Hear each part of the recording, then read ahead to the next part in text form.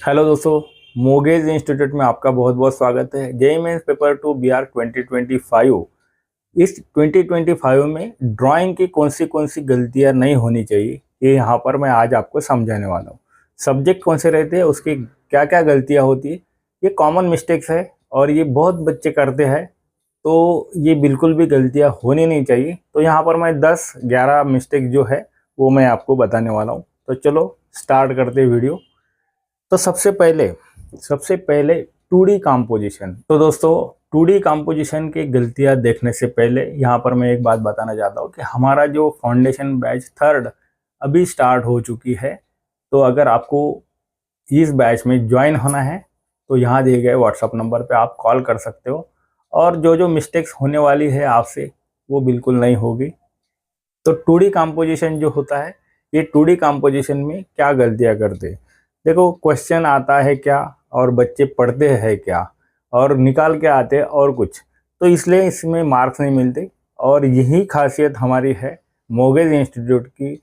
जो बच्चे यहाँ पर हमारे तरफ पढ़ते हैं उनका लास्ट ईयर का जो ड्राइंग का रिजल्ट है वो 20 बच्चे 99+ परसेंटाइल में है, क्योंकि यहाँ पर प्रॉपर गाइडेंस दिया जाता है।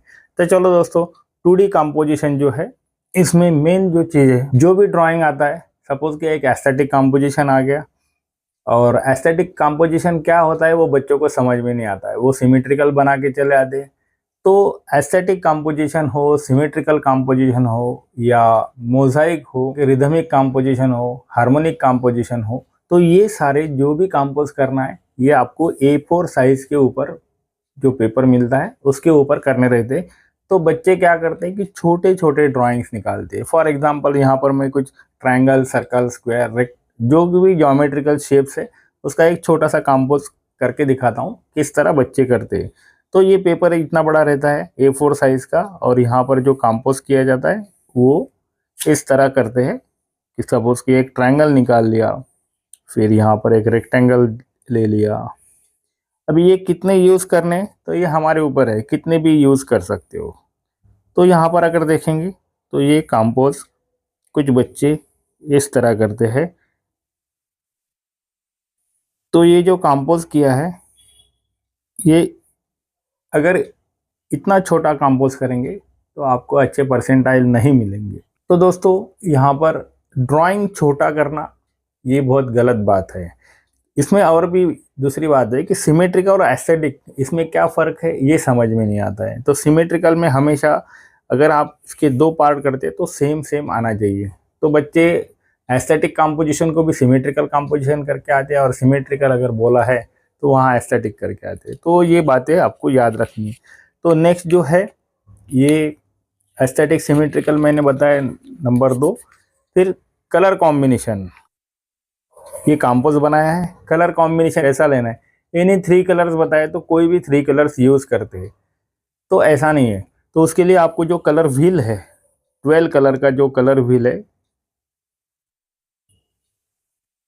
12 कलर व्हील जो आता है ये आपका लर्न होना चाहिए। और 14 कलर स्कीम्स है वो भी आपके लर्न होने चाहिए। अगर 3 कलर बताते तो कौन से भी कलर अगर यूज़ करेंगे, फॉर एग्जांपल यहाँ पर हम देखेंगे कि एक येलो यूज़ किया, एक ग्रीन यूज़ किया और एक ब्राउन यूज़ किया, तो ये कोई कोई स्कीम में नहीं आता है, कोई भी कलर स्कीम में ये कलर्स नहीं आते। तो ऐसे अगर आप कलर्स करते हो कंपोजिशन के अंदर तो उसको भी आपको कोई भी मार्क्स या परसेंटाइल नहीं मिलता है। तो यहाँ दोनों भी बातें मैंने बताई कि कलर कॉम्बिनेशन कैसा होना चाहिए, कलर स्कीम कैसी होनी चाहिए। मेन जो चीज़ है, यहाँ पर भी बहुत सारे बच्चे गलती करते हैं, ज्योमेट्रिकल इंस्ट्रूमेंट बिल्कुल भी यूज़ नहीं करने। अगर क्वेश्चन आप ठीक से नहीं पढ़ते हो तो ये गलतियां होती है। फॉर एग्जांपल, अगर कुछ मेजरमेंट दिए गए कि ट्रायंगल, अगर equilateral triangle 5 centimetre bye 5 centimetre bye 5 centimetre की लाइन लेने के लिए बोला है, तो इक्विलेटरल ट्रायंगल हो गया, तो उसके लिए आपको फिर ज्योमेट्रिकल इंस्ट्रूमेंट यूज़ करने पड़ेंगे। ज्योमेट्रिकल इंस्ट्रूमेंट आपके पास होना जरूरी है। बट अगर कुछ भी नहीं दिया है तो आपको हाथ से ही ये सारे लाइन्स निकालने, ये सारे शेप्स जो है ये हाथ से निकालने। तो दोस्तों, ये हो गया 2D कंपोजिशन का। तो 2D कंपोजिशन में मैंने लगभग आपको 4-5 पॉइंट्स बताए जो मिस्टेक्स बच्चे हमेशा करते हैं, और इसके वजह से उनके जो मार्क्स है, परसेंटाइल है, इसके वजह से कट होते हैं। नेक्स्ट जो है 3D कंपोजिशन। 3D कंपोजिशन की गलतियां बोलने से पहले मोगेज इंस्टीट्यूट ने फाउंडेशन बैच 3 लॉन्च की है। तो अगर आप इंटरेस्टेड हो तो जल्दी से जल्दी यहाँ दिए गए व्हाट्सअप नंबर पे आप कॉल कर सकते हो या आपका नाम रजिस्टर कर सकते हो। तो दोस्तों 3D कंपोजिशन में क्या गलती होती है, तो यहाँ पर देखो, सबसे पहले तो जो भी ड्राइंग बनाते हैं, 3D फॉर्म्स बनाते हैं, तो वो बहुत छोटे छोटे निकालते हैं। फॉर एग्जांपल सिलेंडर लिया तो सिलेंडर इस तरह बना लिया, यहाँ पर आपने क्यूबॉइड कर बना दिया तो ये क्यूबॉइड बना दिया। इसके ऊपर अगर कोन रखा है तो ये कोन हो गया। फिर वापस यहाँ पर एक स्पीयर आपने रखा है, ये स्पीयर।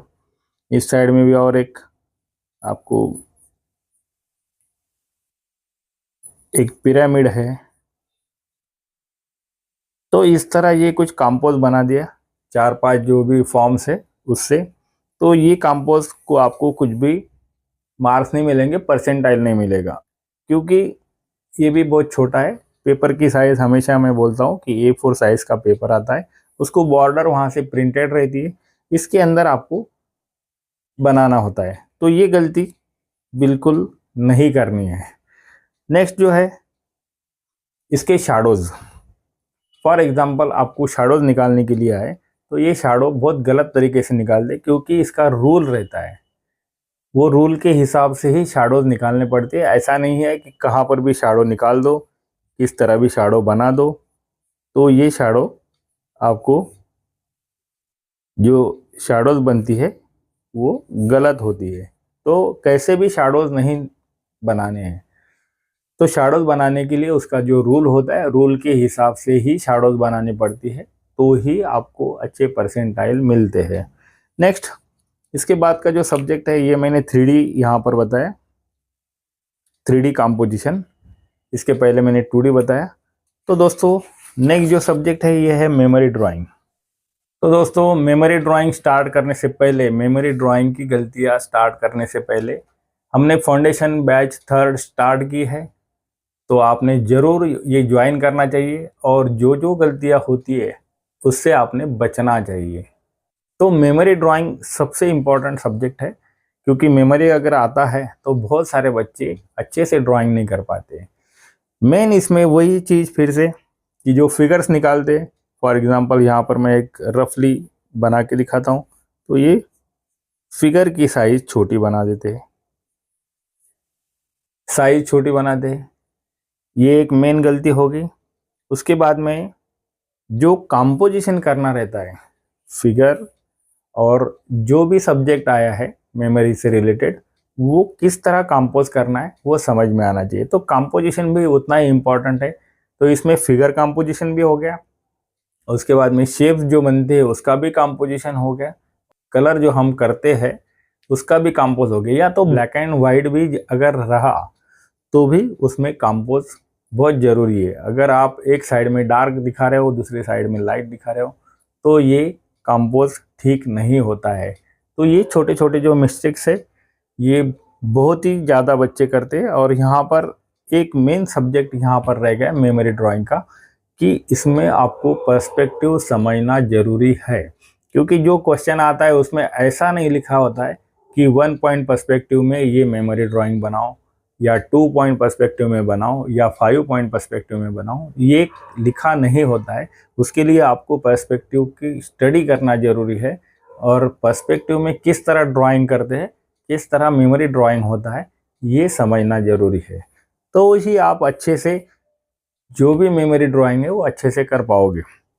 तो दोस्तों नेक्स्ट देखेंगे पोर्ट्रेट। पोर्ट्रेट की क्या गलतियाँ होती। तो दोस्तों यहाँ पर मोगेज इंस्टीट्यूट प्रॉपरली गाइडेंस करता है, प्रॉपरली यहाँ पर सिखाया जाता है।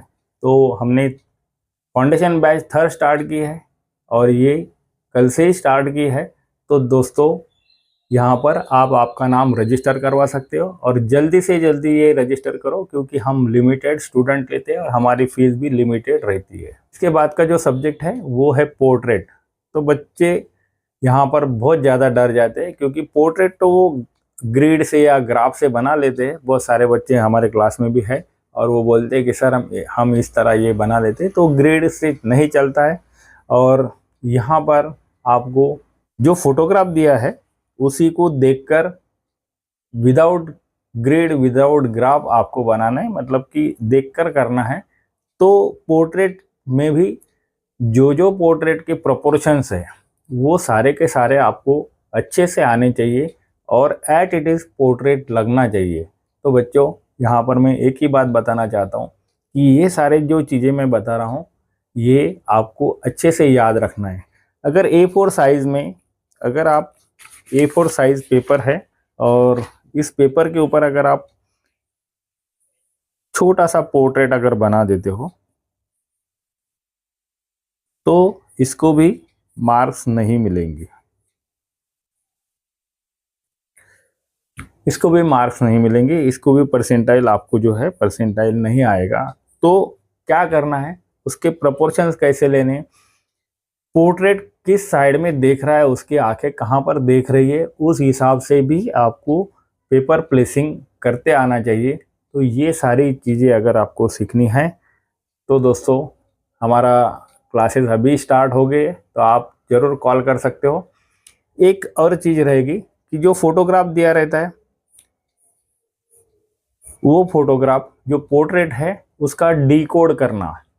तो देखो बहुत सारे आपने वीडियोस देखे होंगे, तो डिकोड कैसे करते हैं, तो डिकोड जो किया जाता है वो बहुत गलत तरीके से बताया गया है कि अगर आप छोटा पोर्ट्रेट निकालेंगे तो वो डिकोड होता है, तो ऐसा डिकोड नहीं होता है। डिकोड सिर्फ यहाँ पर हमारे मोगेज इंस्टीट्यूट में अच्छे से सिखाया जाता है और प्रॉपरली सिखाया जाता है। तो दोस्तों ये हो गए सारे सब्जेक्ट ड्राइंग से रिलेटेड। तो ड्राइंग में हमने क्या क्या देखा है, तो 2D composition, 3D composition, memory drawing और पोर्ट्रेट डिकोड। तो ये गलतियाँ बिल्कुल भी नहीं करनी है। अगर आपको ऐसा लगता है कि ये गलतियाँ नहीं होनी चाहिए तो ज़रूर मोगेज इंस्टीट्यूट आपके लिए यहाँ पर तैयार है। आप यहाँ पर कॉल कर सकते हो और आपकी सीट बुक कर सकते हो। तो चलो दोस्तों, मिलते हैं नेक्स्ट वीडियो में। Thank you very much.